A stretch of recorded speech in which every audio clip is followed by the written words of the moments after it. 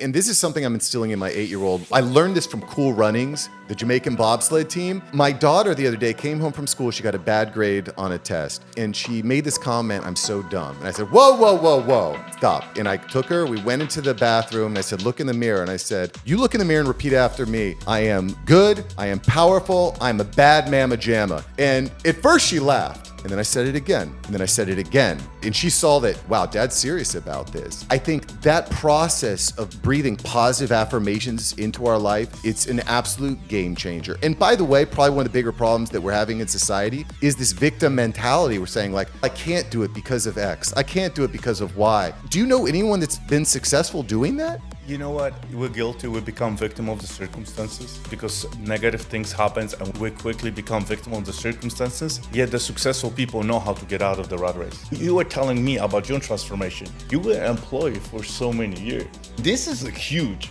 Going from being an employee to being an employer, because it just doesn't happen. Nobody just wakes up one day, oh, by the way, I'm gonna be a freaking entrepreneur today. It doesn't happen. You are listening to Mastering the Inner Game podcast with your host, Jarek Tadler.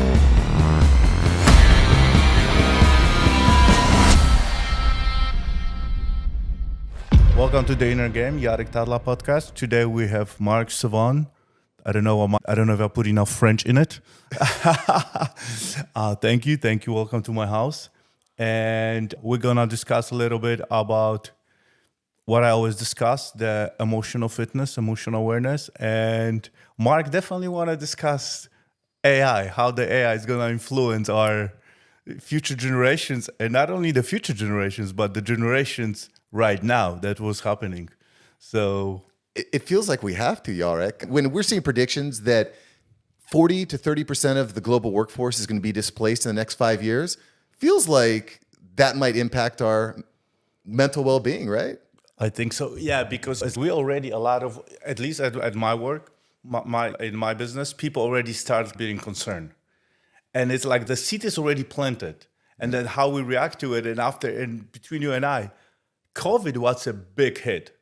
A lot of people, the awareness of our mental capability and health and the disconnections from humans, it hit us hard. That's why we have more suicidal rates and more mental sickness and stuff like that. And now after that, we're like recovering from the COVID. I think there's still a lot of stuff going on. And now we're going to AI. So tell me, what do you think? What's your perspective on AI and everything, how it's going to affect us? I think the big thing for me, Yark, is AI turns beginners into very competent players, right? You don't speak or type English real well. All of a sudden you use AI, you're going to be pretty solid. You've never edited a video before, you're going to be pretty solid. You've never looked at a stock chart before, you're going to be pretty solid.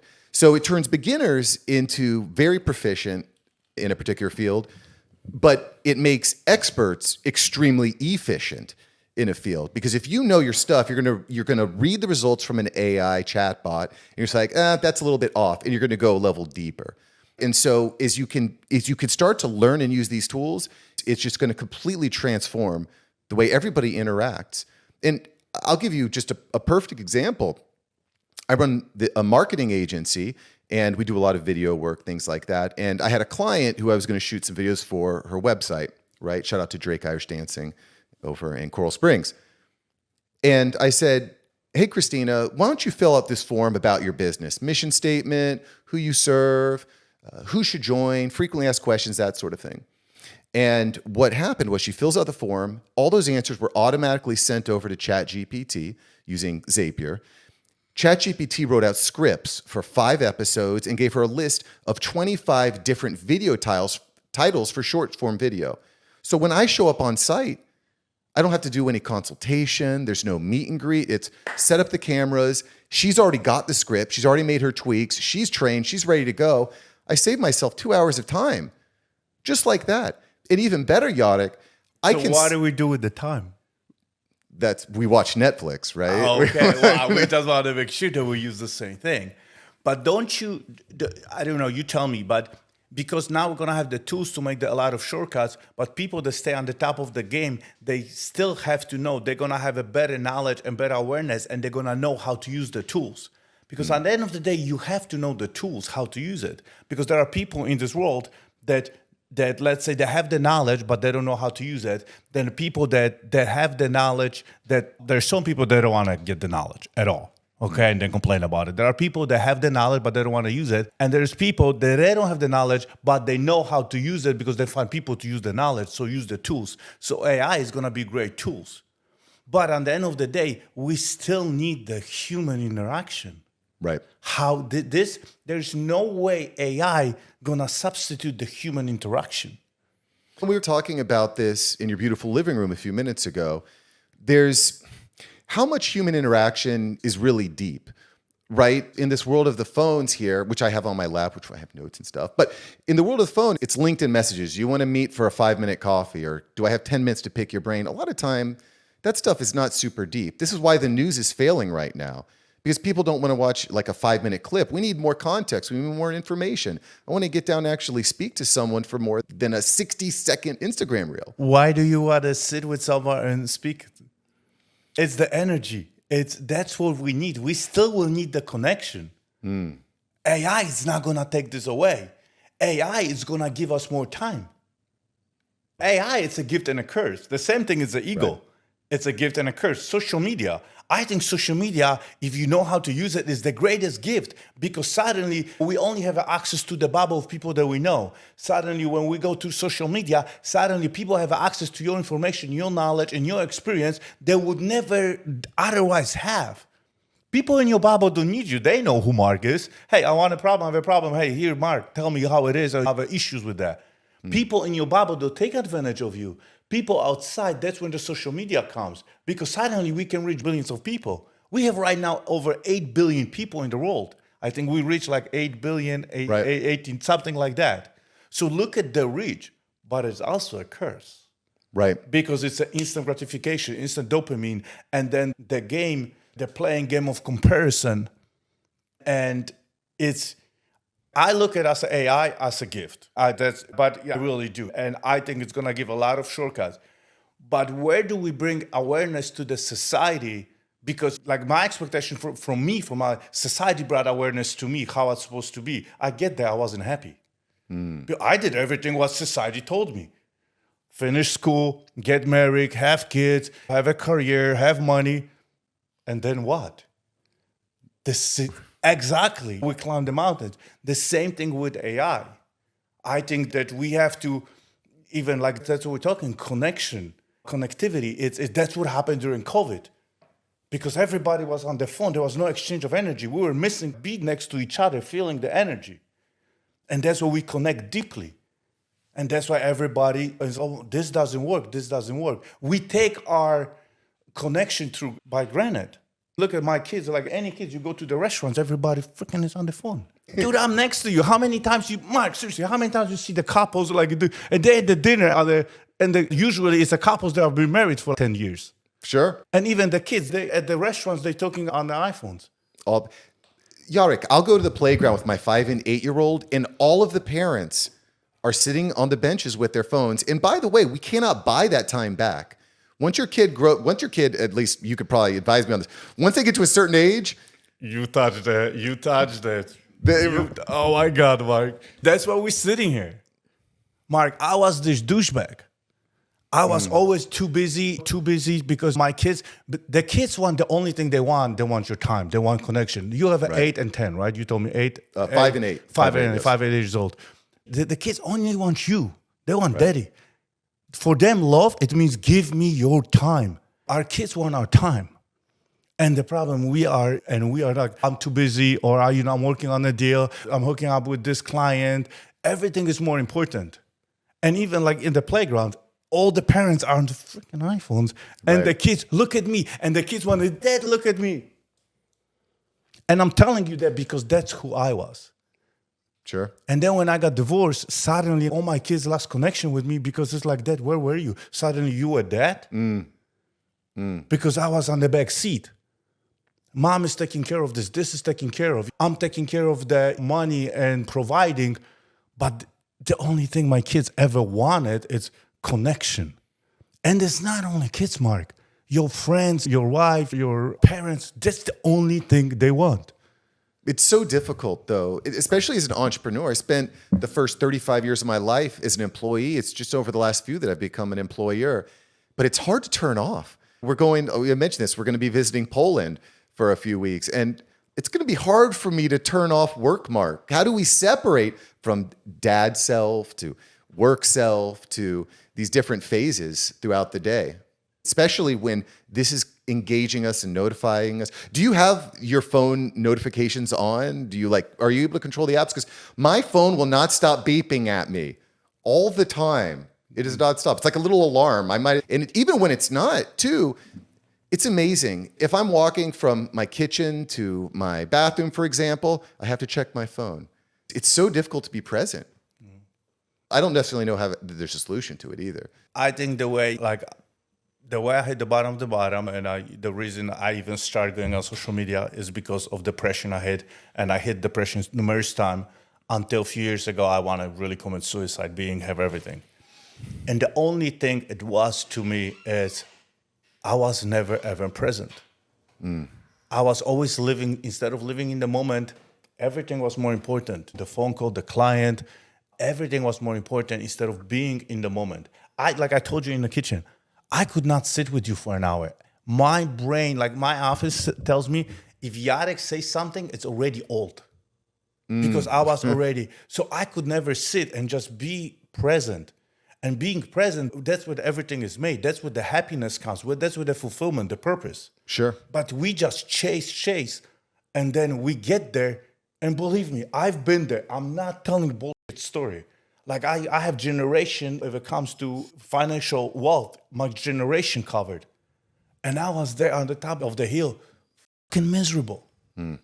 But don't you feel like life moves in seasons also? Because there's this illusion that you can have work-life balance. There's just not enough hours in the day, which, by the way, God's cruelest joke on us is that we need to sleep for 8 hours, 7 to 8 hours a day. That's like 1/3 of our life not doing anything, right? But what's your opinion on this work-life balance? Is it seasonal? Is it we need to balance all these things at the same time? This is something that fascinates me as a father of two. I think husband. right now, being at the age of 52 and going through all those stages, it's the stages of life. So what happened is when let's say in high school, you got 120% priority is pass the school, then college, then the career, then the kids or whatever. There is stages. And in every stage, you got to concentrate on something. Dude, you cannot talk to me about balance. I don't know what the fuck balance is. But the balance brings, look, I'm getting goosebumps. The balance market brings me happiness.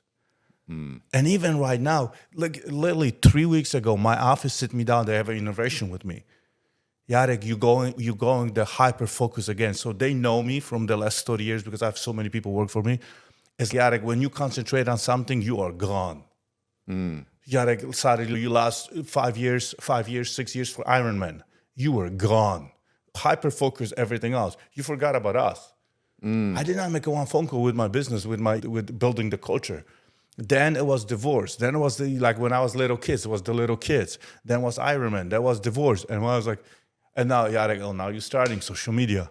And we're like, what about us? Hey, we here.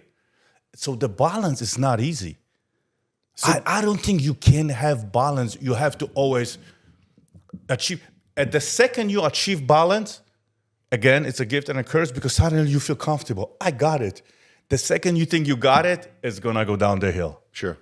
It seems like it's about priorities. Yes.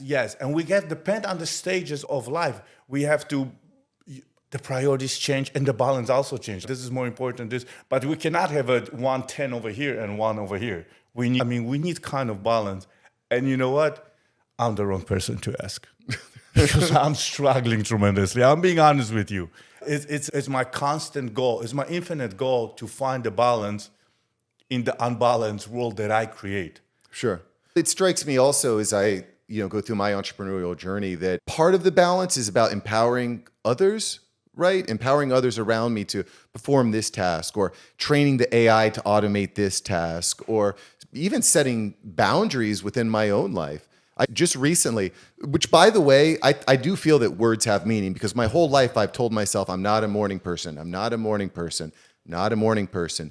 But I want your opinion on this too. Just recently, I decided, you know what? I'm spending 3 hours a night with junk time. My brain is tired. I'm not highly functional. The kids are asleep. And now I'm going to have this junk time. I might read a little bit, but mostly junk time. And I said, I'm done with that. I'm going to go to bed at 9 o'clock. I'm going to wake up at 5. And I'm going to get to business, right? Actually reading this book here that you've got here, reading the Bible for about 30 minutes in the morning, and then getting into my deep work. I guess I'm a morning person now, because once you get into a rhythm, it's... Mark, our mind doesn't know the difference. It doesn't. Whatever you tell, the mind believes. Sure. So when you tell yourself, I'm not a morning person, guess what happens? You're not a morning person. That's it. It's done. Dude, I'm getting too many goosebumps speaking to you, man. You're hitting those points that I really like. Read. The second you say it, that your mind believe it. And the same thing with negative and positive. My entire life, I always said I cannot build muscles. Sure. I cannot build muscles. I was going to the gym. In the last 6 months, I completely changed. I changed the story. I changed it. My coach for 8 years told me, Jarek, please quit the endurance. I cannot build muscles with you. I was always skinny. My arm was like this, like right here. Sure. Because if I'm riding 100 miles, 120 miles on a bike, all the good thing, all the stuff when I'm doing the endurance, instead of the fat, it's the healthy muscles, because that's what all the nutritions are. But on the top of it, I told myself I can't build the muscles. Sometimes we have to rewrite, not sometimes, all the time we have to rewrite the stories. If we don't write the stories, then we're gonna believe it. And people that accomplish a lot of successes in life, they really tell the story and they follow what they say. And our mind, for some reason, it tweaks everything else. Yeah. But the same thing when it happened with me, when I went through the bottom of the bottom, I believe everything I'm telling myself. Right. And this is something I'm instilling in my 8-year-old. I learned this from Cool Runnings as well, the Jamaican bobsled team. My daughter the other day came home from school. She got a bad grade on a test. She got a C. And she made this comment, I'm so dumb. And I said, whoa, stop. And I took her, we went into the bathroom, and I said, look in the mirror. And I said, you look in the mirror and repeat after me. I am good. I am powerful. I'm a bad mamma jamma. And at first she laughed. And then I said it again. And then I said it again. And she saw that, wow, Dad's serious about this. And I think that process of breathing positive affirmations into our life is it's an absolute game changer. And by the way, probably one of the bigger problems that we're having in society, maybe pushed by the phone, is this victim mentality. We're saying I can't do it because of X. I can't do it because of Y. Do you know anyone that's been successful doing that? How does that serve us? You know what? And we're guilty. We become victim of the circumstances. We do. It's because negative things happen and we quickly become victim of the circumstances. Yet the successful people know how to get out of the rat race. Sure. And even you were telling me about your transformation. You were an employee for so many years. I want to hear that story, because we did not get to it before we started the podcast. This is huge. Going from being an employee to being an employer. Sure. Did you hit a threshold?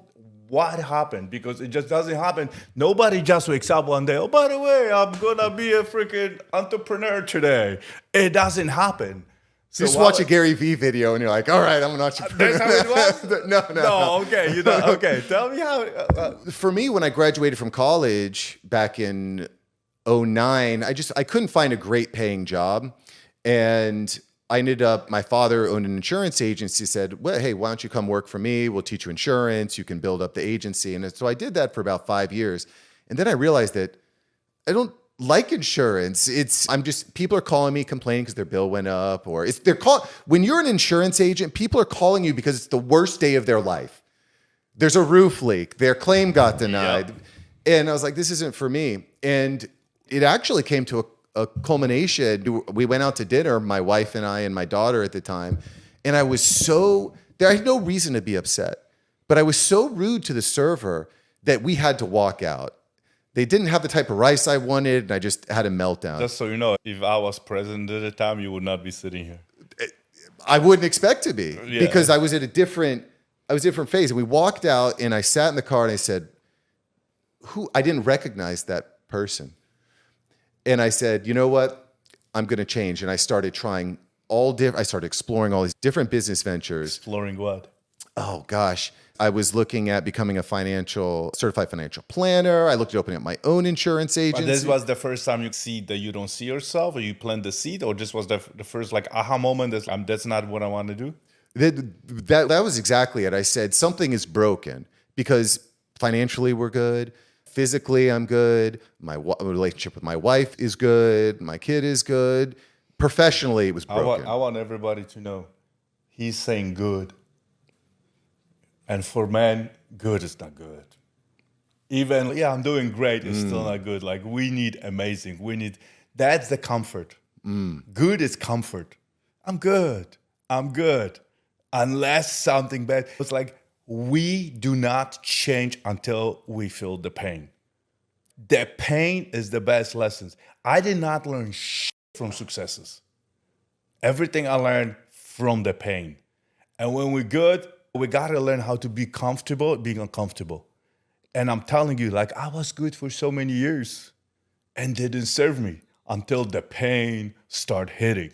And guess what? I did not learn from, so this was like, I did not learn. There is no way you learn from one pain because you just flip on the waiter. There's no way. There was a continuous pain game.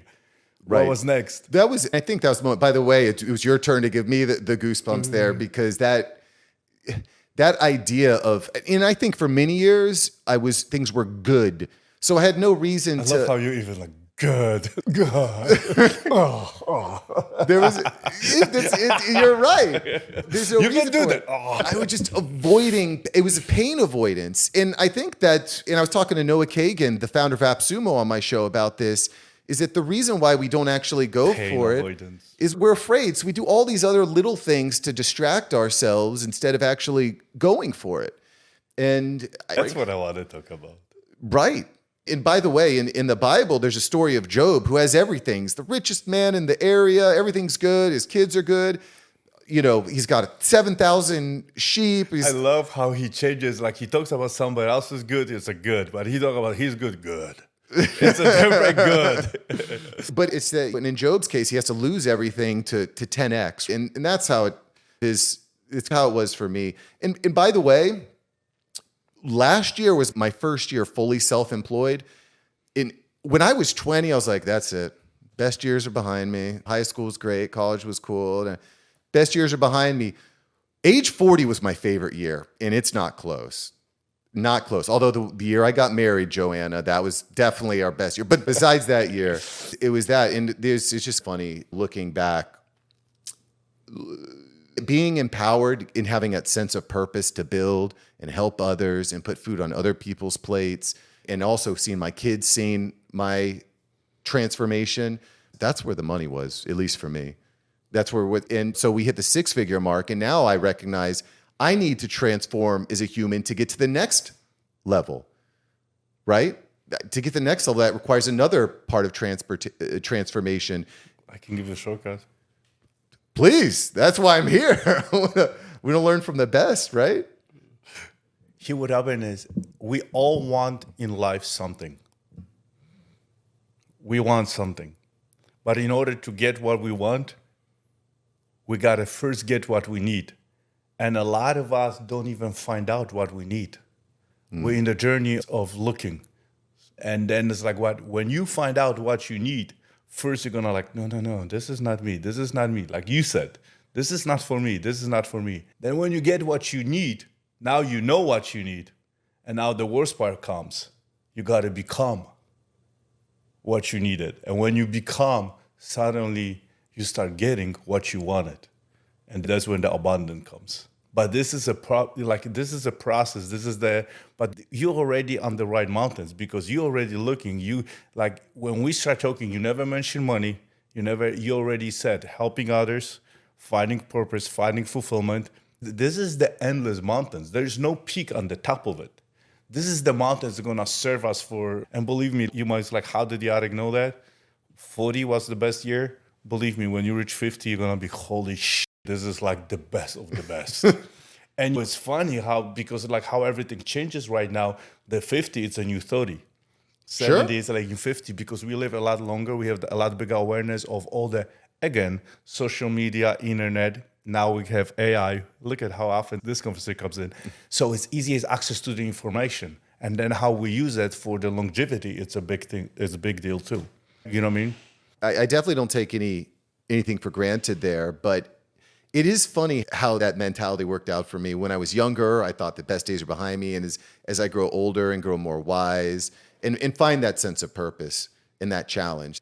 And I'm curious on your side, Jarek, as I go through my transformation process, not to totally get off track here, but one of the reasons I kept telling myself I'm not a morning person is I saw a 60-second reel of someone saying, you don't have to be a morning person, night person. You can always be successful no matter what. And I was like, oh, okay. No, our mind always finds excuses. Right. Our mind always finds this, okay, I heard that. Even though it's a bullshit of the bullshit. It's like, this matches what I want to hear. And that's what it is. And that's where the self-sabotage comes. It's I'm searching for for someone to say, you're fine the way you are. You don't need to change. By the way, Mary J. Blige has a song that really turns my stomach where she says, I wouldn't change my life. My life's just fine. It's a very uplifting, happy song. But I'm thinking like, that's not the message. The message is we're never fine. At least that's the way I see it. I think we never find, or we always find, depends how you can look at it. But I think we always at this stage where we're supposed to be. You know what I mean? The reason, like, even we are sitting at this, and right now, right here, that's the decisions, so many decisions that you made even 10 years ago. Mm-hmm. We always sit in the right place at the right time because that's what decisions we made. It doesn't come from nowhere. I always tell people, like, you got to be on the moving boat in order to jump to another boat. Like I said, $100 million deal is not going to come to you by sitting on the sofa. $1 million, like million views, 7 million views, it won't happen by doing nothing. It's just you constantly do the work. But a lot of times the unhappiness, we want to get there too quickly.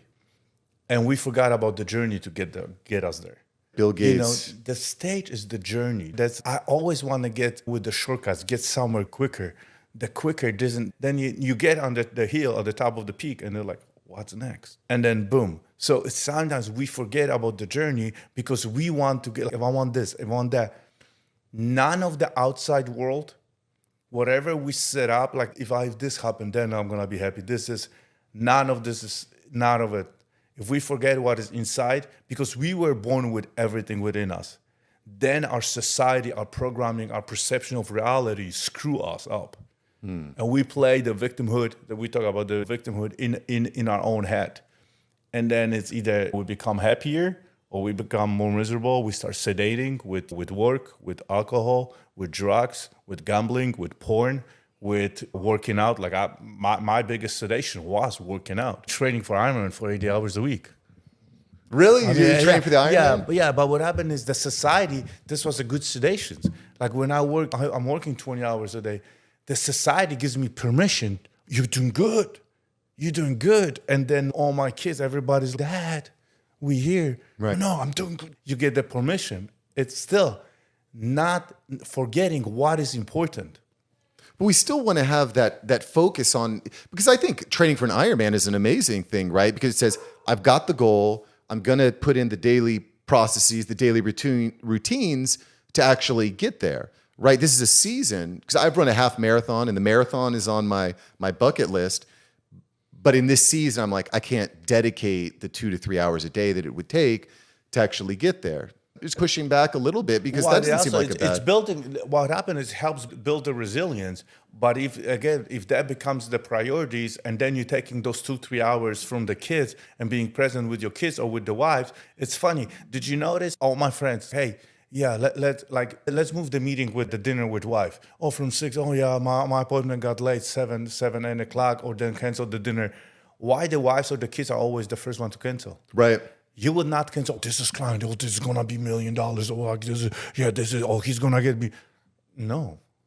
And that's why in the game of life, you gotta like, hey, this time I gotta concentrate on. It's hard to have priorities on everything. So Right. that's why, like, I'm still being 52. I'm still struggling with balance. I really do. Like I told you, my office just put like huge, like they called everybody that knows me for 20 years. I was like, let's put Jarek in this box and put him on. And it's a constant game and never stops. But the problem is when we growing, we just realizing that. And by us becoming like, that's with the marathon or half marathon or Ironman, when you build the resilience, you not only help yourself because you have yourself, everybody around get that. Because if our bucket is full, there's more to give. Sure. So we gotta feed ourselves.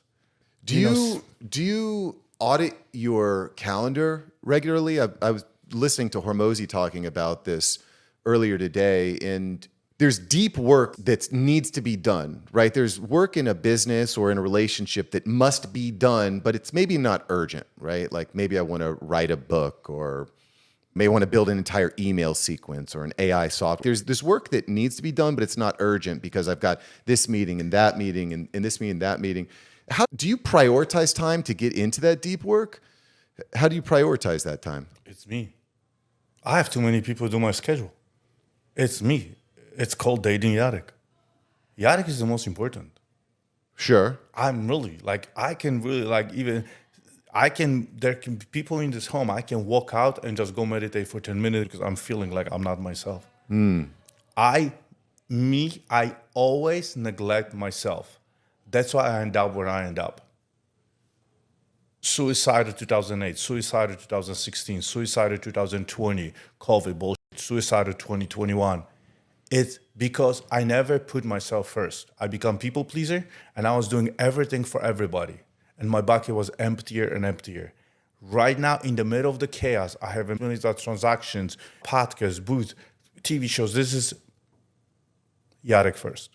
I have to meditate. I have to pray. I take my time for myself. I don't feel guilty. I got permission to work on myself. If I don't take care of myself, I cannot help not only my business, I cannot help my family, I cannot help my bubble, I cannot help anybody. Sure. And it's funny to tell somebody you have to be selfish. But the half an hour, the hour you do for yourself, it's amazing. Look at today I got the best score of what an oral ring is. I'm not familiar, no. So that things tell you like how much you sleep and how much. So today I got the best score in my life. I got 92 readiness and 92 sleep. But so I went, what did I do? I journal, I read Bible, I meditate. I try not to take the phone, like when the phone is next to my bed, but I read before, so and it's all the work on me. And sometimes you have to be selfish. Because when you're selfish for the half an hour a day, what happens is everybody else around you get benefits from it. When we run on we got it, it's like putting shitty food in yourself. What we put in our head, in our soul, is the most important.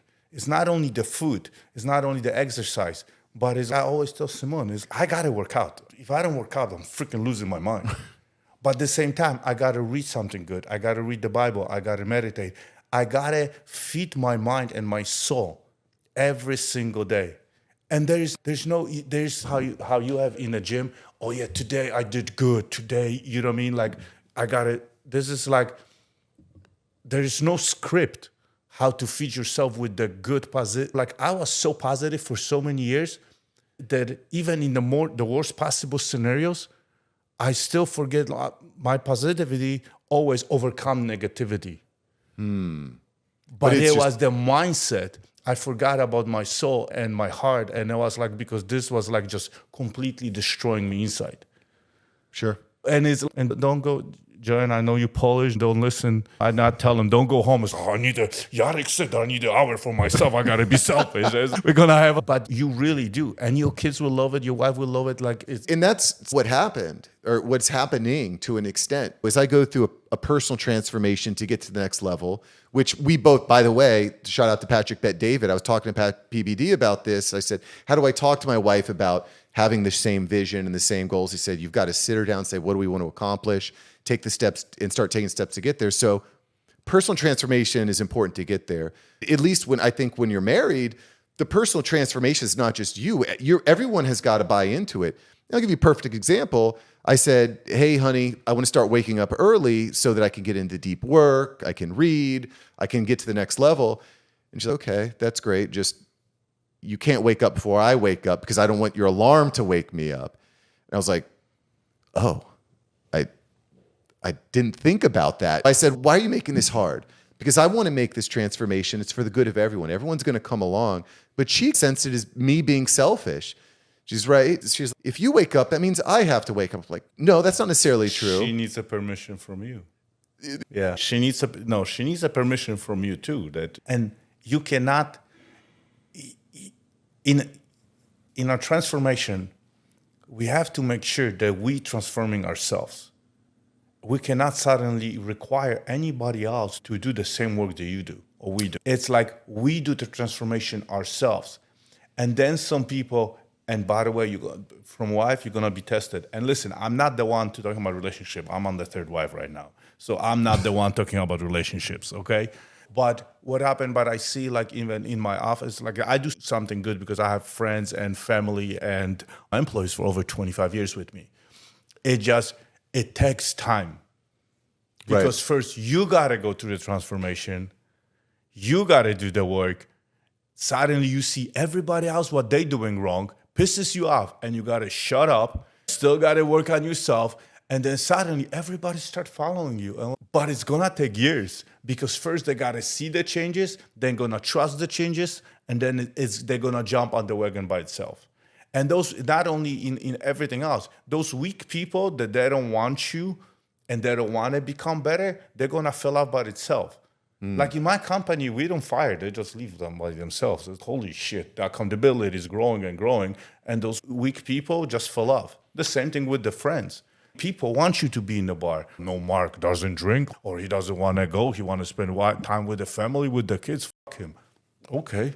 You don't need friends like that. Can I ask you a question about that? Sure. I saw someone on Twitter post the other day that if I can't drink with someone, I will never work with them. I can't trust someone that doesn't drink. What do you think about that? Because I don't drink. I drink a lot. There's been a lot of Bacardi going through these veins. Yeah. But I don't drink anymore. And my response was, bro, if that's something you need to work through, if you can't trust someone that doesn't drink, you've got some stuff you got to sort out. I'm Polish. Okay, so I'm Polish. So It's here got what the happens Stolian. is when you don't drink, it means you are a spy. Sure. So what happens is like in my culture, they don't ask you like that if you drink. They ask you what you want to drink. And if you say, no, I don't drink.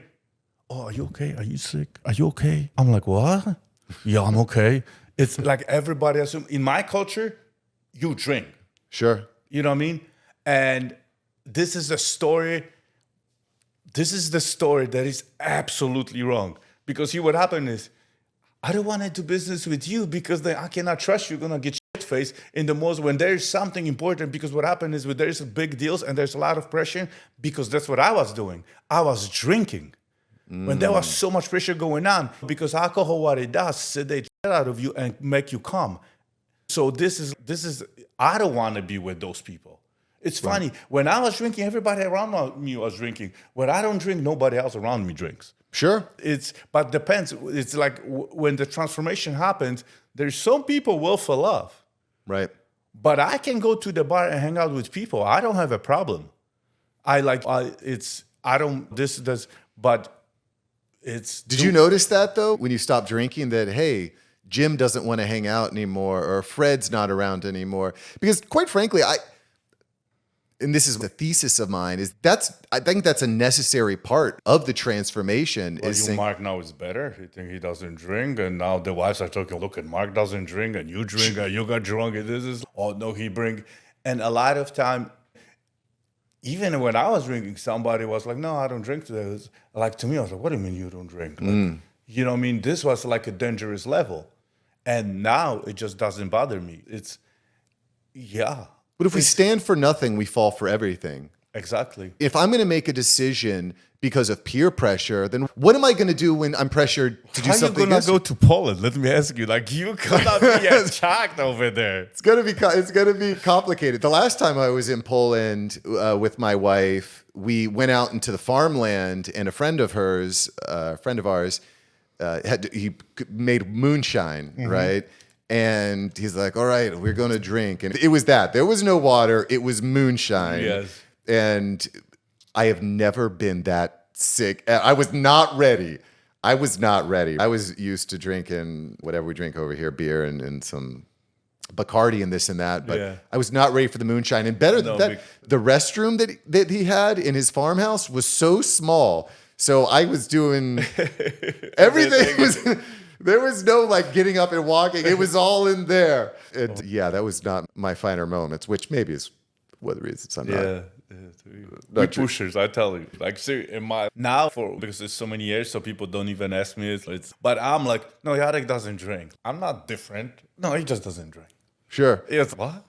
But it strikes me like, when I see someone that's going to succumb to peer pressure, I'm thinking, okay, what are you doing when I'm not in the room? What if somebody else pressures you to do something? I know that you can be turned. I would rather be around someone who's going to stand up for what they believe and say, no, I don't do that. And I know they're like, okay, this is the type of person that's not going to fall under pressure. I know this is the type of person that's going to question me and not just tell me, and not just be a yes man. I hired a email marketer just recently, and she was asking me questions like, I don't know if that's going to work or not. And I'm like, you're hired. Because I want someone to say that to me. I don't want to hire people that just do exactly what I say. Yeah. Like, how does that serve us? I do the disc test, and I make sure I know what my strengths are and my weaknesses, and then they have to be exactly opposite. Because, Interesting. So they cannot be anything like me, because I'm like all over the place. Like, I need structure. I cannot structure myself. I'm in chaos, but yet I love structure. Like, I like cleanness. I have OCD, but I will not clean it. Do you know what I mean? So the same thing in my life. Like, I need structure so I know. And I was always telling everybody for years in business that I thrive in chaos. You know how you go on vacation, or you know that the last few days that you got to disappear, like you go into Poland, you're going out like, whoa, oh my God, I do so good. It was like, and believe me, that's what you only think. Your mind is telling you, because you accomplish so many tasks. You do 1,000 tasks and you accomplish 500 of them. But imagine if you have a structure. And I was like, I'm good at the chaos. Suddenly, when I did the same thing spread out, everything was done. Interesting. The same thing spread out. So we entrepreneurs think like we're good at chaos. We're not. We just do so many things at once. But if we really put a structure, I just realized like, oh my God, that's what I think is my strength. Imagine making decision out of nowhere. It's not forced. Like, all the decisions right now are like a pull versus I was pushing. And we on the beginning of it, and the same thing in life. If you don't do the inner work, and what is the inner work? Again, breathing exercises, to me, meditation. This is praying, Bible, just praying. It's funny, for years I was hiding. I never said the word praying. I was always saying I'm meditating. Really? Yeah. Really? Why is that? Because it's like people, because I was raised Catholic, and all the priests, everybody was douchebags. So I stopped even believing in God because of the priests and the churches. Like, our priests in my country driving the best cars. It's like they were scamming people. So suddenly I blame God for their behaviors. Right. And they were representing. So until I went through the transformation process, and then I discovered God. So I was like, got it. So now this have nothing to do with anything, because there's a big difference between spirituality and religion.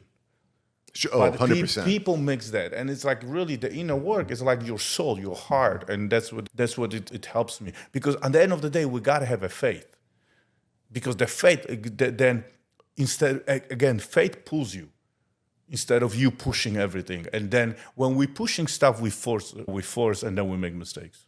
When you had mentioned earlier that, which I think a lot of people may disagree with, that you're in the right place right now. Mm-hmm. Where you're at right now is the right place. And with faith, then at least I found this, that God's got a plan. And I'm on God's God has got me on a road. I'm exactly where God wants me to be right now. Then the question becomes, where does God want me to go next? And that is a very difficult thing as an entrepreneur because there's so many different paths that life can take. But then you got to do the work. You cannot just, oh, God, take me there. We have to do the work. Let me ask you this, Jarek. What is your morning routine? My morning routine, that's funny. So my morning routine is changing, okay? In the last few years, my morning routine is before, and that's what you can do with your wife. That's before, when I wake up, the first thing I do, I put the headsets on, put the music on, and I meditate. Okay. That's the first thing I do. Do you using an app to guide you through it? I've been meditating for so many years right now, so I don't need it anymore. Okay.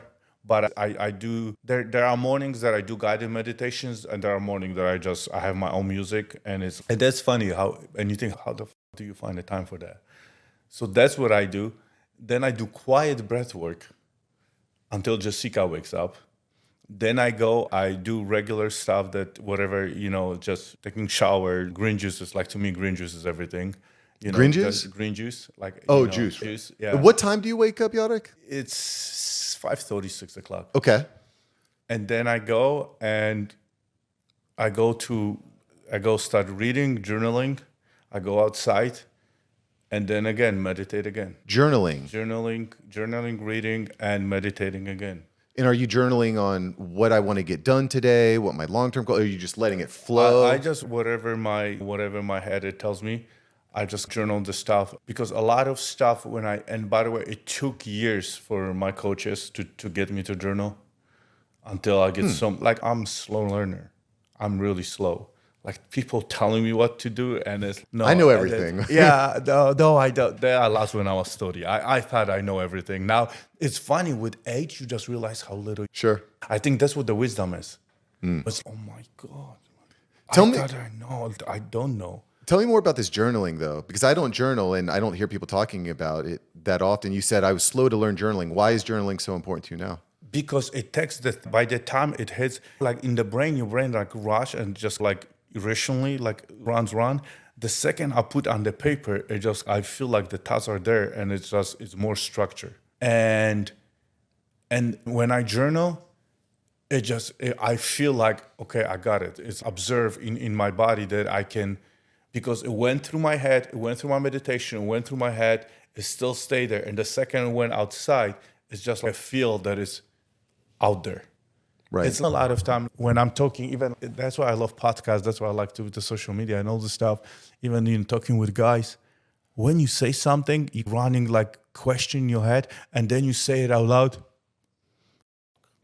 That was the answer. Do you know what I mean? That was the answer. And look at it again, goosebumps. So when I write, I'm a genius. I'm a genius. And it's sometimes, how many times I caught myself at work, like I say something, I ask questions, and then guys, I'm gonna take it back.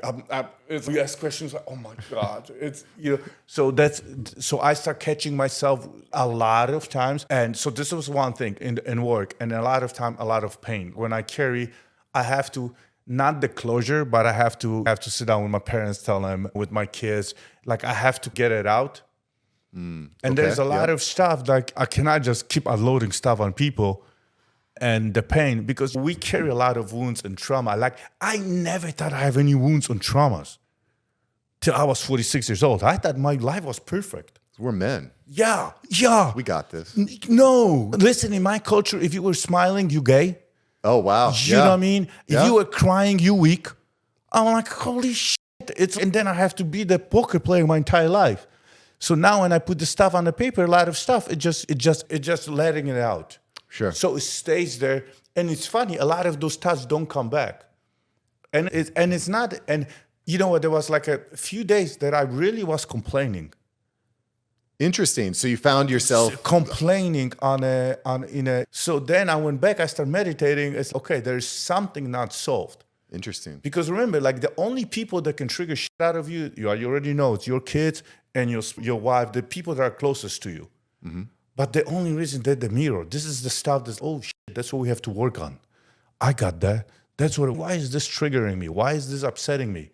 It's not the whole situation that your daughter did, or there was something with the incident with your daughter. What did she say? That she said, I'm so dumb. yeah, there was something that triggered shit out of you. Are you talking to you like that to yourself sometimes? Well, when you doubt yourself? No. Did you ever talk? Because that triggered you, the way you said this is, because that's why you acted immediately. Maybe. I just feel that, and I think this happened actually shortly after Patrick Bet David's Vault conference.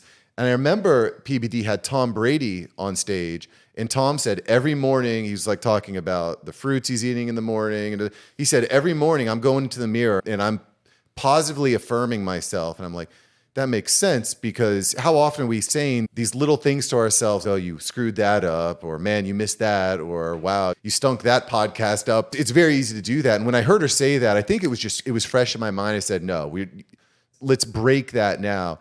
And she really responded. She really responded well to it. I want to go back to this journaling thing, or this morning routine, though, because again, endlessly fasting. Before the journaling, I do ritual. I have a ritual. My ritual is, so I go like a few minutes for the gratitude. Then I go through the pain. Then I go through my mantras. Okay. I'm strong. I'm focused. I'm determined. I'm going through my mantras. Are you in the mirror? Yeah. Then I go through the pain process. I go through the pain every morning. So relieve the pain and all the stuff that was going on.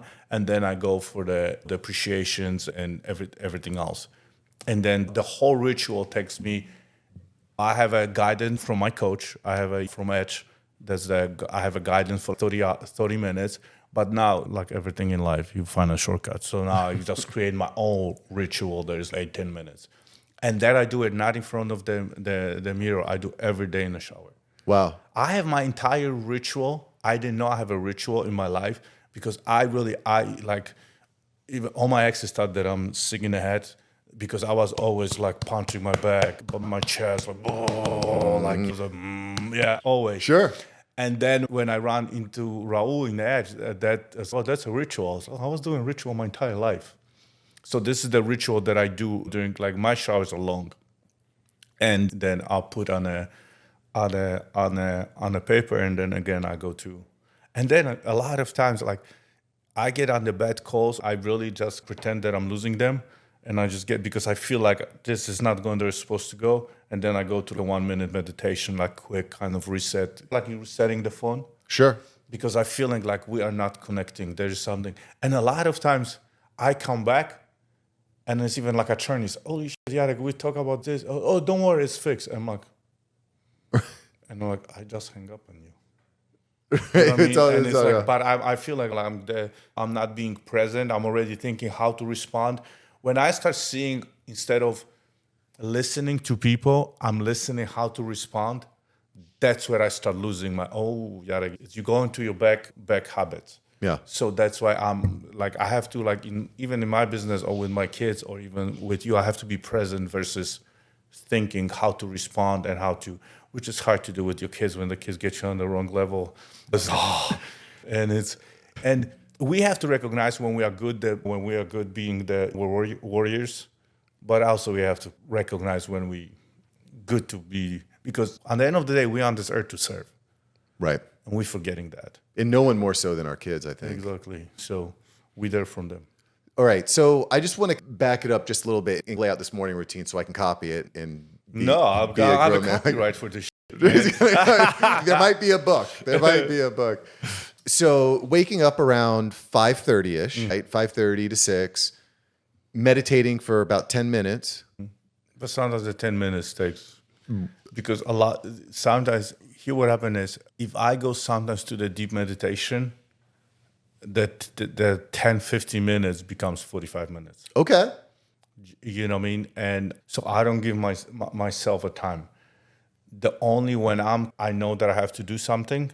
So what happens is I give myself time when the school day starts and I have a kid. Mm-hmm. So I know I have to be done with my routine by 7 a.m. Okay. So I know that. So then I give myself time.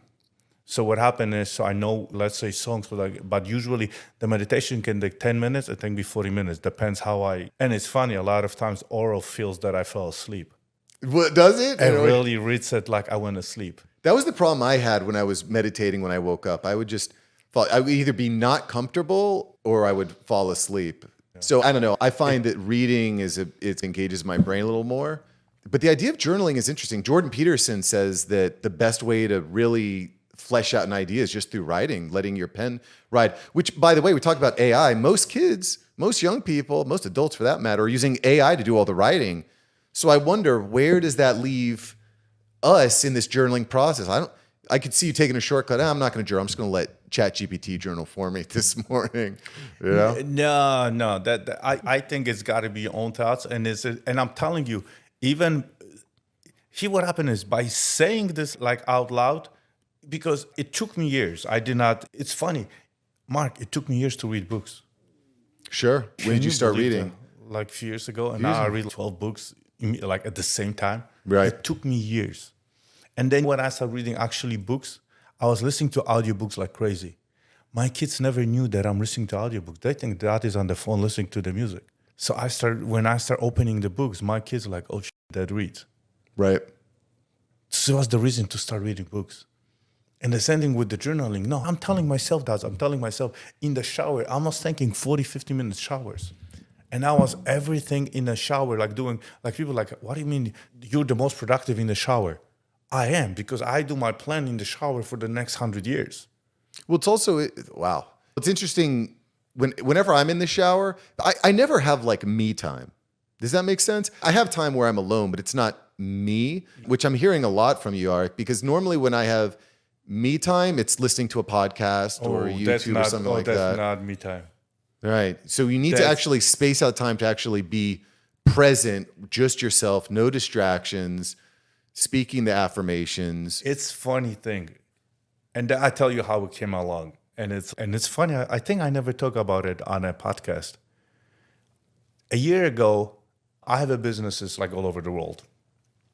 Is when you do businesses, you have people that love you, people that hate you. And for some reason, I did not show up in a court in DR, Dominican Republic. When you don't show up in court, you get a warrant for arrest.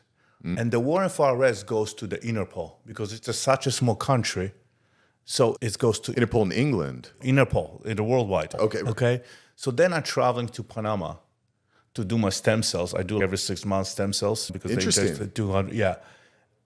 And then I get stopped. And so, do you have businesses in Dominican Republic? I'm like, yeah, I'm building this apartment complex on the water, blah, blah, blah. I'm like, wow, you're in trouble. I'm like, yeah, of course I am in trouble. I have many lawsuits. This is normal. Okay, come with us. They locked me. They took everything away from me. Wow. For 30 hours in a freezing, like a room in the airport with two guys. Took everything. I was like, give me a piece of paper and pencil. And they said, no weapon. None of them speak English, weapon.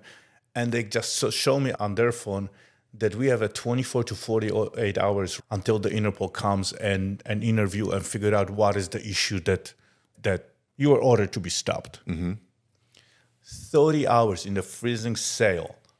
30 hours. Me. And that's a 51 years old Jarek toddler.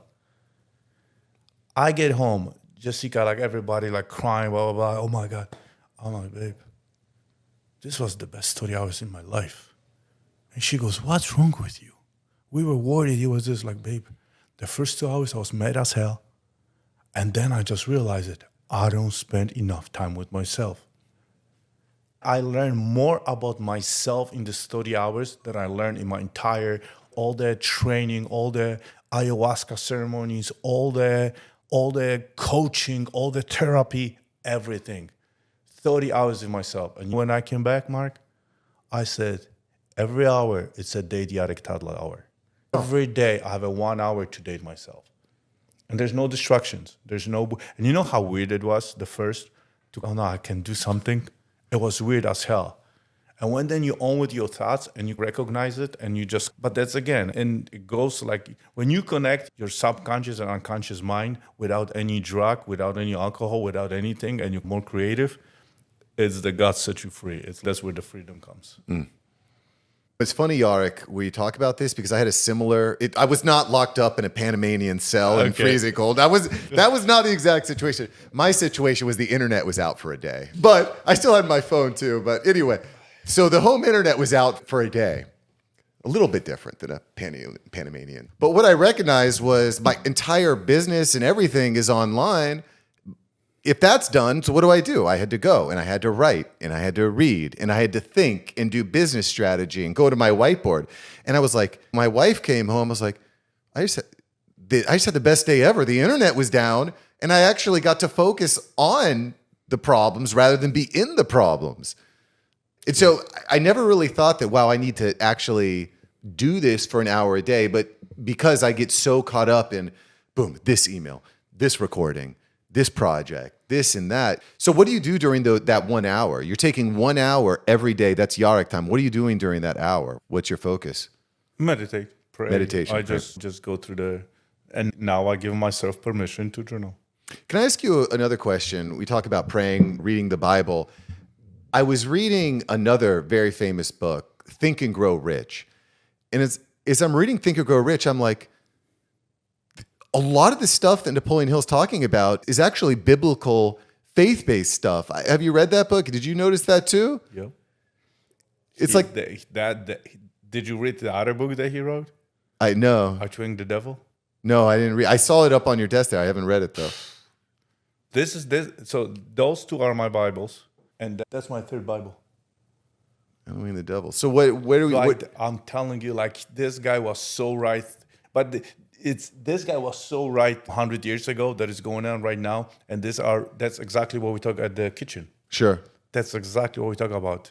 Men's being taking out of the household, out of the households, and that's exactly what he's talking, and it's so right on the point. Those books are written so long ago and are still like you can still connect, and they're so truth. And look at how old is Bible, and it's funny. Every successful person is reading it. And depends, because we all have gods. And depends, like I'm from Poland, so Catholic, there is a Christianity, Hinduism, Buddhism. But at the end of the day, there's no name, it's a God. You know, that is, and it's so true. Sometimes when I talk about reading the Bible, people are like, oh, you read that, you must be in a cult or something like that. I'm like, by the way, this is the most widely read book ever written. It's lasted 2,000 years. You might be able to get a little something out of it. Because you're right. When you read the Bible, the stuff that you read, you're like, oh, I recognize that. Oh, I recognize that. Oh, this might be the right decision or the right path to take. It's amazing. Also, very deep, incredibly deep. You can read the same verse. Yeah, exactly. And depend what state you're in, what stage of your life you're in, you read it completely differently. And the same person in this room can read a verse right now, and everybody's gonna completely differently hear it and knowing and gonna with our own perception. So it's unbelievable. It's really crazy. Also, by the way, quick AI hack while we're talking about the Bible for all you pastors or public speakers out there. One of the reasons I think the Bible is so powerful is the stories that are in there and the storytelling. It's not just do this and you'll be okay. This is the story of what happened to Moses, and you can take pieces from that and it sticks with you. And storytelling, like the story that you were talking about in Panama, like that's the stuff that sticks with us. I was reading Aesop's Fables with my daughter the other day. It's the story that sticks with us. So AI hack here. If something happens to you during the day, if you have a story of something small that happens, you could say, hey, give me a story. Here's the story. How does this line up with the Bible? How can I tell this? What's a story that happens in Donald Miller's Story Brand? Or what's a book that I can compare this to? That's exactly, yeah. And you can, right there is, yep. You can start to develop you can start to make your stories sing. You're all of a sudden, the most minute thing that happens to you at a gas station is like, oh, you can leverage the book of Matthew, chapter 3, where this happens to Jesus. And all of a sudden, your stories, your messages start to hit much harder. And ChatGPT has read every book, it's watched every movie, every television show. It's like the most powerful tool in the history of humanity. And I found that small hack is incredibly powerful. incredibly powerful for story building, for idea generation. I haven't read the How to Beat the Devil book, or is that what it was called? Twin about the devil. Right. I'm telling you, you go home, read it, and it's the second you start reading, you can't get out. And it's like, oh my God, it goes through the man, going through the tunnel, going through and it's, that's me. That's how I think. And it's like, this book it took 100 years because nobody want to publish the book because they think they're gonna kill him. So his grandkids found the book and published the book. Wow. It's going in the Amazon cart. I got to be 78 years later. 12-hour flight with a layover. So that's the time to begin to make it done. Wow. But with the AI, ChatGPT, that's what I'm saying. You have remember, like when the internet happened, in the beginning, we did take advantage of it. But now you can be your own doctor. With the AI, you know everything. And the problem is you don't have to, like when I was in college or in school, I have to go to library, I have to go through everything. And it was like, holy shit, it was a work. And then my dad is like, Siri, screw you, it's so easy. But having the knowledge and the ease of access to the knowledge, and that's, as long we know how, the only thing we still have to educate ourselves how to use the knowledge that we have access to. Right. Because now we have unlimited access to the knowledge. It's the critical thinking combined, the Yes. human expertise, critical thinking combined with the tool is when you get the best result. Yeah, but we can never lose the connectivity with the people. Right. You think the AI, No, but it's helpful. And I'll give you another example. If I'm taking a meeting with someone, they fill out a calendar and it might have a few specific questions about them. What's your business? What's the point of our call, et cetera. Feed that into ChatGPT. Automatically, ChatGPT will list out a criteria for you with, hey, this is their business. These are some potential problems that might have. Try poking these pain points. This is a potential way that we can solve that problem. This is another referral partner we might have that can solve that problem. And so once you build out these mega prompts, all of a sudden I'm getting on a call and I don't have to start from zero. I can actually get to the connection with that person immediately. Like when we're exactly, that you see exactly you connecting with the person, and you the most connecting, being vulnerable and knowing that's exact, but knowing how to use the tools that we have. right. Versus, because a lot of people, if you're not okay with yourself, hear what happened. Now the ego comes in instead of the soul and the heart, and suddenly, I know this, and this, I don't want to do business with somebody who thinks he's the shit. You know what I mean? I want people like the people that I want to do, like I'm telling you, if, let's say, you know how many times I walk away from the business because they treat somebody like shit? The waitress or even... Give me an example. When is the time that you walked away from business? Because So I was dealing with this guy and I already spent the money, right? So he was building our townhomes. It was like 15 years ago. And he really needed like $7-8 million, right? And the $8 million, I knew in 6 months, I'm gonna humongous return on investment. 1.5 million, huge 40% return on investment, humongous. And I knew where he is at with that because it was my business. So I knew where he's at. So I knew how much. It's a quick money for me. It's completely secure. I'm in the first position. I got him at this. We in the restaurant, he really treat like the waitress like a trash. And I'm sitting, not only that, I already spent the money, the one that I'm gonna get, the $1.7 million, I already spent the money on the future deal 6 months from now that I structured. wow. So now I'm like, I already spent the money that I already made it with him because it's a win-win scenario for me and him. And then I'm sitting with myself, I can't help somebody, like the more money he's gonna get, the more douchebag he's gonna be. And now I have to find it. They go, shut up, just get the money. I'm like, nope. And I just like, that, it was like walking away from the business. I give you a better story. I'm in the deal. It's one of my biggest deals. It's not 2002. It's at that time, it was 200 units in Colorado. It was a huge deal. I'm a real estate agent, right? It's a $600,000 commission, and I already spent the $600,000 commission buying my own shit. We at the table, and I'm seeing how those people screwing my buyer. Like I found all the lies because I'm in the business apartment buildings already. I was already like 5-6 years in business. I was already like big, but I just want to use my skills. And again, shut up. And they were keep pushing. They were like not only with the title lady, they treated her like shit. Okay. And then I got pissed at them. So I started looking at other paperwork. And then I realized that this was a lie. And I started going there. I broke the deal. My client got mad at me, and I told him, listen, this is not true. Why didn't we cut his due diligence? I didn't realize those people are like that. The second they start treating the lender and the title lady like this, I didn't realize it. I start questioning myself how bad, those are bad human beings. So now I start questioning everything I believe in due diligence process. We walk away from the deal. We lost the deal.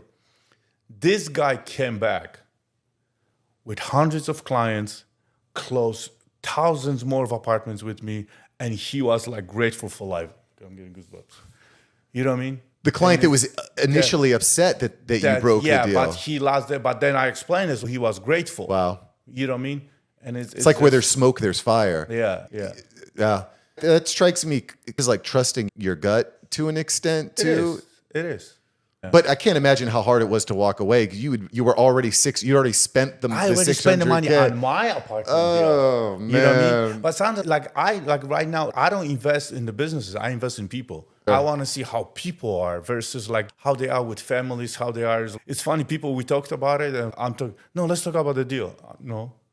How was your daughter? How was it like? What's wrong with him? I want to talk about the deal. I'm like, I don't do deals with, you know what I mean? The deal, there's so many deals. I want to know who I'm dealing with because like I want my people to become people that I do business with, become the inner circle. They become my friends. Screw the money will come anyway, or they won't. Depends how they are.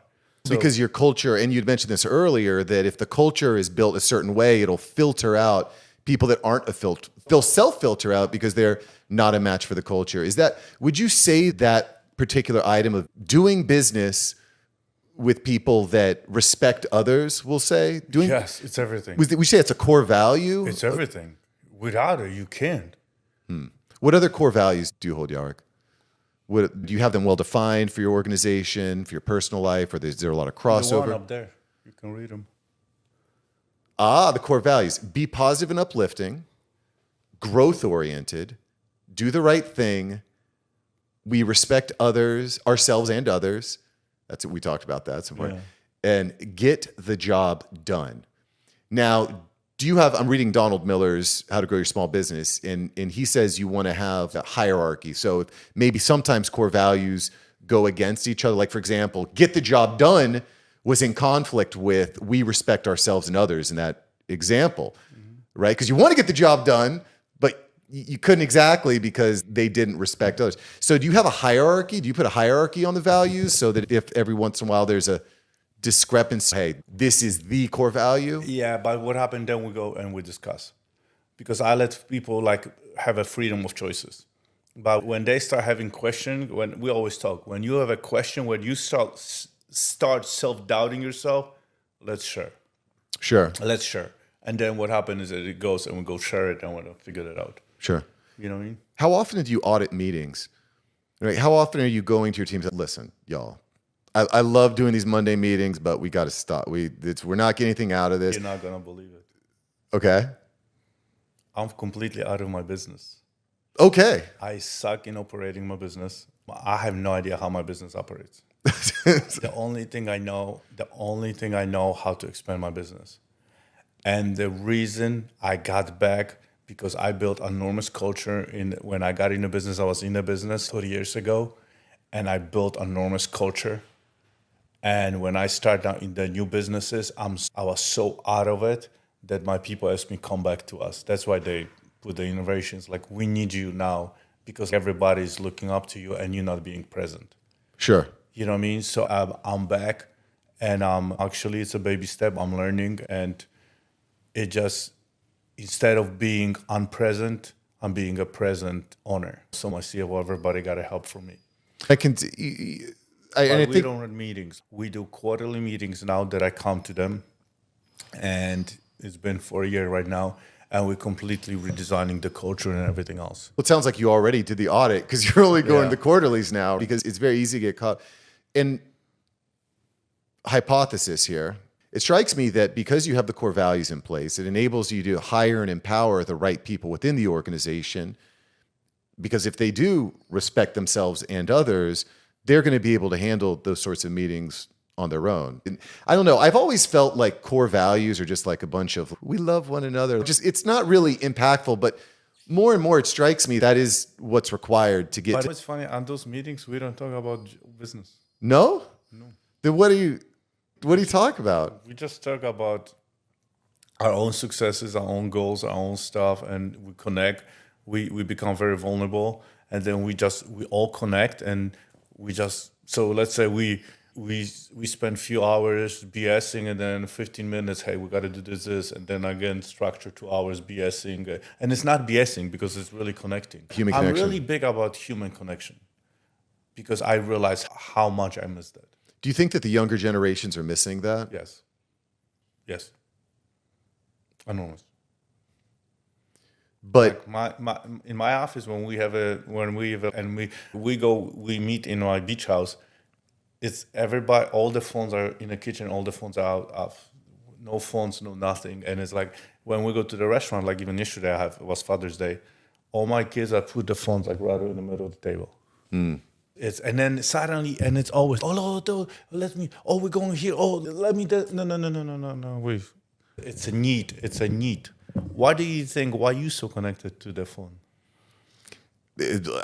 it's my business lives on the phone and I'm trying to grow my business and I have clients because I have a core value in my organization that we communicate, right? And so I feel like if I'm not communicating right away, then there's going to be a fire that doesn't get put out.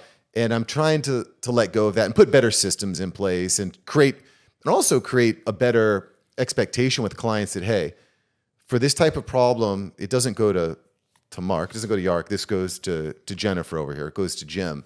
They're the best equipped to solve. Because generally, when people ask me a question, I'm generally just asking someone else, getting the answer, and then relaying it back to them anyway. But you did say it. You were the most productive when you didn't have the phone. I was getting into the deep work. I was getting the deep work with no internet. Yeah. Because there's stuff that we put off. And maybe that's because of fear to an extent too, because I was talking to Noah Kagan, AppSumo founder, about this, that we often put off doing what needs to be done because we're afraid of that result. And his example was, let's say you want to start a business. And first you go and you get the website and you do the branding and you get the LLC and you buy the t-shirts and the hats and you make sure your logo is great. And then you go and you try to sell it, but nobody wants it. Because the first step is making sure that someone wants to buy the thing. And what he's mentioned, but we don't want to do that because we're afraid. His point was you're afraid to go and sell the thing because people might not want to buy it. And so what his point was, the faster we can get to that failure point, the better. Because if I want to know that nobody wants to buy the thing before I have all the swag and the shirts and the merchandise and the parties. And I want to make sure someone wants to buy it first. Because what, in his case, the example that Noah gave me, which is brilliant, is you want to build a dog walking business, but nobody wants to buy the dog walking. People say, I could use a dog sitter because I need someone to come over when I'm on vacation. All of a sudden, you don't have a dog sitting business. You don't have a dog walking business. You have a dog sitting business. Exactly. And we don't make the sale because out of fear. We don't ask out the girl because we're afraid of rejection. So we got to I heard you talk about that on I think episode 1 of your show.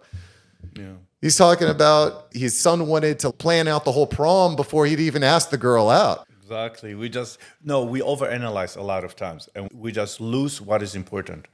It's funny, let's say in real estate business, you can be the best real estate agent. You can be the best attorney in the world. You can be the best doctor in the world. If you have nobody to operate on, if you don't have any clients, it doesn't matter. Right. And you spend 10, 20 years on educating yourself. It's really, we a lot of time in the lead generation or serving the clients, lead generation business, and we forget what we're the business in for. Right. We're just forgetting. You can be the best dog sitter or the best dog walker in the world, but if you have no dogs to walk, it doesn't matter. And that's what we losing, that's what is important. When you said brilliant, like you were the most productive when the internet was out, because we are only designed, the entrepreneurs, to work on a business, not in the business. Because in a business, anybody can do the job. We can pay those people and do the job. We are the most productive and creative when we work on a business. And I knew that my entire life, but I never work on me. Sure. And that's what I was like, I know like how to do this, yet I did not work on me. I know on all my businesses, because the second I go in, I just, my time is more valuable than anybody else's. So I can hire two people do the work so I can work on it versus in it. And then there's the part of finding the talent and finding the right people that follow your vision. But then if you don't have a vision, if you don't have you don't work on the business, what are we doing here? Where are we going to go? Did you feel like you had to shift your vision multiple times? Oh, yeah.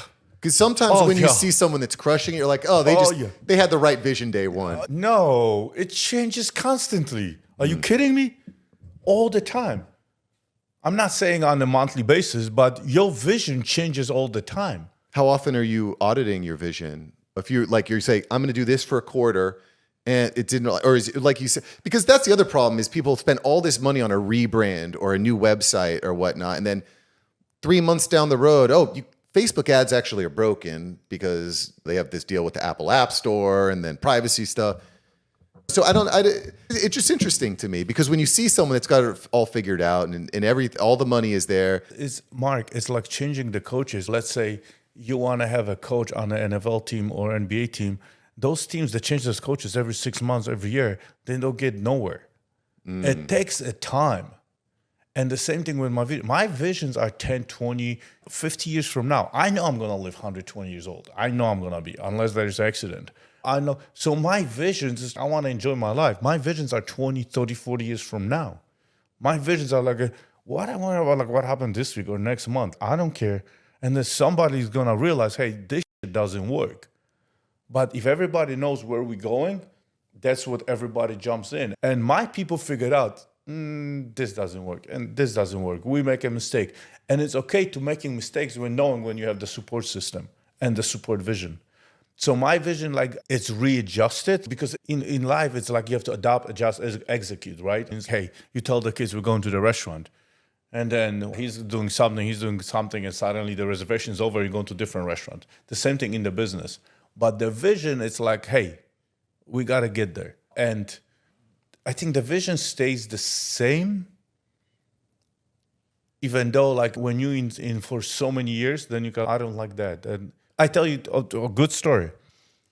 When I started building my Jacksonville business, I was putting everything new, all the new techniques, all the new softwares, everything, coaching, counseling, everything. And then we're going to take this to Colorado. And then 2 years we failed. And I brought Colorado, hey, can you teach them the culture? Because we don't have to, we have nothing, none of this stuff here. And we just changed the culture. But I was working on all the new techniques, all the new patterns, all the new things, all the social media, none of it worked. I have to change the culture. Yeah. And I have to get slapped in the face. Yeah. That's why and that's the reason I get back into my business and it's just show up and being present and just listening what is going on. And yeah, the failure piece is one that I've accepted, right? Like it sucks to lose a client or it sucks to lose the deal, but at the same time, you're like, that was necessary. I wasn't going to get, the process was not going to move forward until that happened. And obviously I look back and say, what went wrong? Why did that happen? Maybe our feedback system is messed up, or maybe I have a team member that was MIA, or maybe I was using too much AI here or not enough AI there. And so those are the types of things that can be adjusted. But I look at that failure as kind of a necessary piece of the puzzle. And I don't know who said this, but there's this saying that he who fails the most times wins. I don't know if you've I'm heard telling that. you, I don't know one successful person that learn from their successes. It's Yeah. the pain. Yeah. It's the failures. I teach my kids to fail. Try it. Nobody cares. Yeah. Try it. Fail. In life, we gotta fail. You cannot be successful all the time. When we go out to eat with my kids, I always make my kids eye contact with the server, order from the server, please and thank. By the way, it is shocking when your kid says please and thank you, people are like, who are you? What is this? What is this? Is this a robot? It's amazing that please and thank you has become kind of taboo. So anyway, I'm proud of that. I'm proud. Mark, yeah, it should be. It's what was normal in our life, we reward right now.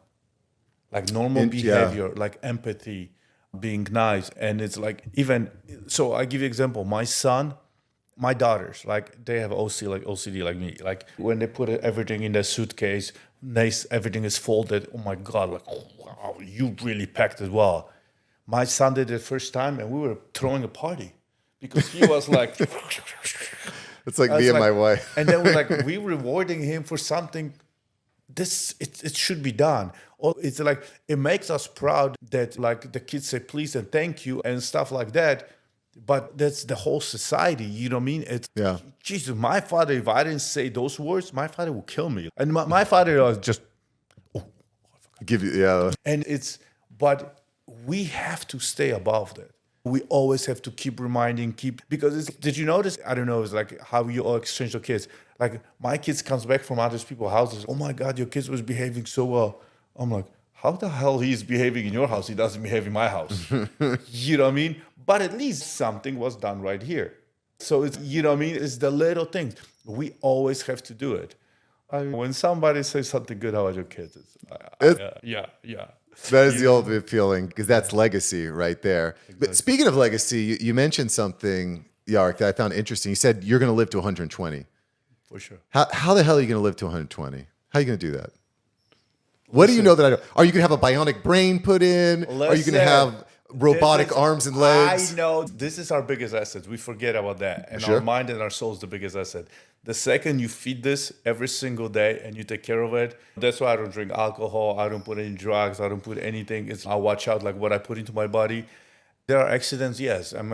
But I already believe I'm going to live 120, 150. And hey, even if I'm going to get short 90, then that's what... I just don't see it. I just wanted the quality life.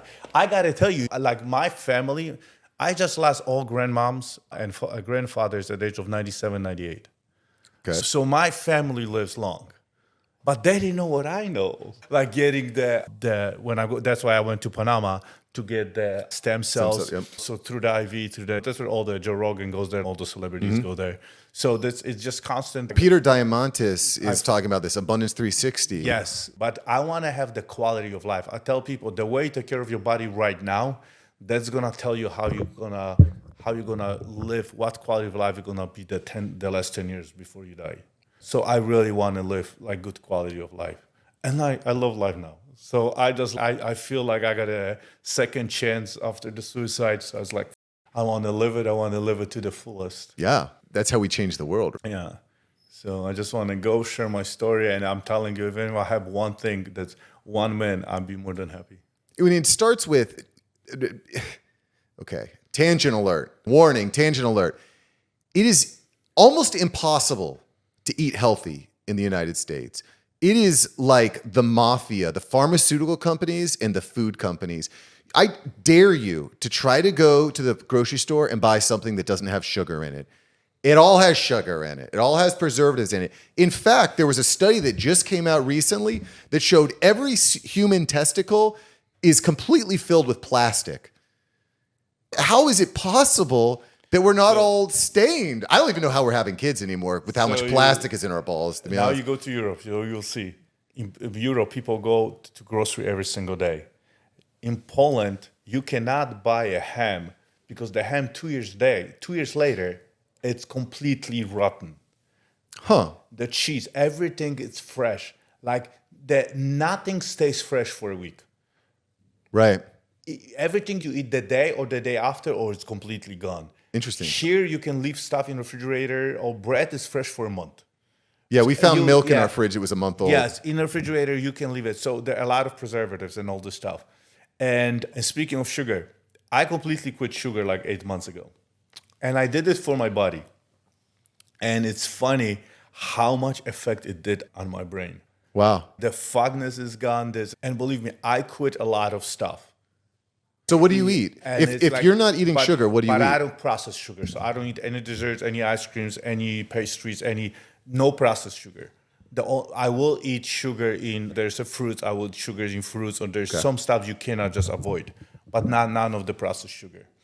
And the clearness, the fogness, I really feel like I'm a freaking steroid. And I love the feeling. And I really did this to my body to cut my body fat and all this stuff. And it's funny, it got completely on this. Wow. But quitting sugar made me realize because all successful people have addicted personalities, how addicted I am. This is the hardest thing I ever quit. I was nothing, alcohol, none of the stuff was like, it was easier. Okay, like I said, I got drunk one day. Shit, I feel like shit. I'm not doing this shit again. And everybody, yeah, we'll see you a week from now, 2 weeks from now. I never touched it. Yeah. It was easy. Sugar, oh my God. And now I'm going on a month trip in Europe, in Italy, in France, with all those pastry croissants and all this. Mark, this is going to be a challenge for me. Dude, I will have to meditate 2 hours every morning. Fuck, don't look at it. I will be sending you some prayer on that sugar. Dude, I will need some prayers. It is super tough. But you're not kidding. My kids were really struggling with coughs. They had these lingering coughs, and we were taking them to the doctor. Nothing was working. One doctor actually put my daughter on a nebulizer for months, which is steroids for your lungs. And eventually I'm like, Doc, what are we doing here? Because it ain't working. And you're just filling my daughter's lungs with steroids. We got to stop. I kid you not. We said, okay, we're cutting down bread. We're going to dramatically lower bread. All this, we're eliminating sugar. So no juice, no sweet tart, whatever, none of that. 3 days later, coughs were gone. I'm not kidding you. 3 days later, the coughs were gone. And it was like, holy cow, it's a real issue, all the sugar in our diets. I don't believe in Western medicine. I understand you have an accident, you got something, I get it. You got to go to hospital, everything else. I do not believe in Western medicine at all. Over the last few years, Eastern medicine, holistic, all this stuff, that's what I believe right now, and that's what.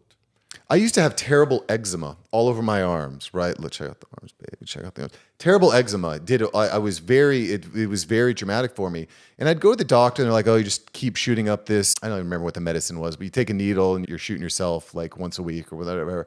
Eventually I talked to my doctor. I'm like, it's not getting better. Could this maybe have to do with I'm drinking like this, I'm eating like this? She's like, no, it'll change my diet. Change your diet. Eczema went away. Yeah. It's crazy. It's just unbelievable to me that this isn't being talked about. And the guy that did Super Size Me, I can't remember his name, just died last month. Super Size Me came out 20 years ago. Have you seen Super Size Me? Yes. Nothing has changed. But Mark, we're talking about diet, but the diet is also with the inner work. What we fit in, our mind, how we talk, how we pray, how we meditate, everything what we put in. The diet is one of it, but the information that consumed. Yeah. That's why they got us right now, because the access of the phone and it's all the information. We got to be able, hey, I don't like this in the diet. And it's funny, in the diet, we recognize it. A lot of stuff from the society and from the messaging and from the media, we don't recognize it. I don't watch media. I completely off. I pick and choose the information I put in. And also the voices, which voice I listen. And that's the biggest thing for me. Right. Everything we fit in, and it's not only diet, the information, the activities, whatever it suits us to be healthy, to be more present, being active, and spreading the love, being the light. That's what we're born to do. And it does strike me that to complete the transformation, to get the transformation that we want, it's going to mean sacrifice and discipline. That's because what feels good in the moment is oftentimes not what's good for us long term. The quick dopamine, it doesn't do anything. Yeah. I like to listen to podcasts when I go to sleep. What we listen to when we go to sleep, I think impacts us subliminally, and that gets. I definitely do believe that. What's your favorite podcast to listen to other than the After Hours Entrepreneur, my show? But what other than That's my favorite podcast. You guys got to follow him. That's the favorite podcast I listen to. It's funny, like my idol is Joe Rogan. Rogan? Yeah. Yeah. Rogan's money. Yeah. And really a lot of times I really don't listen to I spend all my time on on reading and have my own Audiobooks, information. Yeah, have my own information. Yeah. Jarek, thanks for having me on the show today. Please do yourself a favor, get all your best AI news at aiupdate.ai. AI is going to change the world. We've scraped the surface here today. I think probably one of the most important reasons to transform. So get what you need at aiupdate.ai. Thank you for listening. Leave your comments and subscribe for more insights on mastering your inner game.